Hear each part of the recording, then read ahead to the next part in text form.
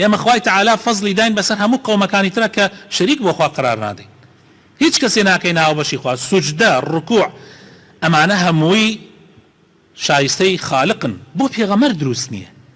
کابرا بە پێغەمەری خوا صلی الله علیه وسلم مەدحێکێکە ئەڵێ ئێمە پێغەمەرێکمان تایە ئەزانێ بەیانی چی ڕۆدا فەرمووی ئەو قسە مەکە من نازانم بەیانی چی ڕۆدا بەس خوایە ئەزانێ بەیانی چی ڕۆدا بۆیە ئەو قسە دووبارە مەکەرەوە پێغەمەری خوا صلی الله علیه وسلم بۆ خۆی ڕازی نابێ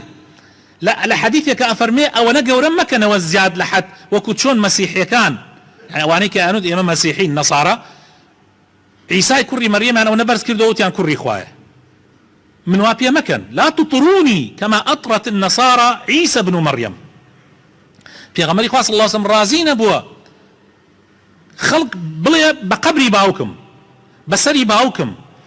ئەمانە کە سوێنێلێکن تا حەدێک مەسەلەن ناگاتە پلەی شرکی گەورە ئەمە شرکی بچووکە بەڵام پێغەمبەری خوا صلی الله علیه وسلم فەرمووی هەر کەسێ سوێنی خوارد بەس تەنها بە خوا سوێن بخوا یا بێدەنگ بێ لەبەرەوە خۆشەویستەکانم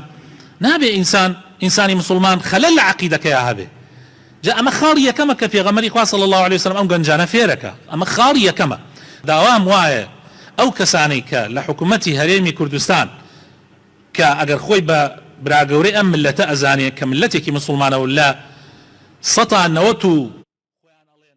بەسەرەوە مسلمانە ئەبێ محاسبەی ئەو کەسانە بکرێت کە ئەو ئیشیان کردووە ئەوە زۆر گرنگە بۆ ئەوەی ئەم ملەتە دڵی بە ئاڵای خۆی خۆش بێ دڵی بە ملەت و حکوومەتی خۆی خۆش بێ ئەگینا لە ڕاستیە ئیتر دوایی ئەگەر ئەمە بڕوا بەسەریاوتیە بپەڕێ دوایی لۆمەی ئەوە نەکەن کە بەیانی خەڵکانێک هەبێ هیچ ڕێزێ بە ئەو ئاڵایە دانە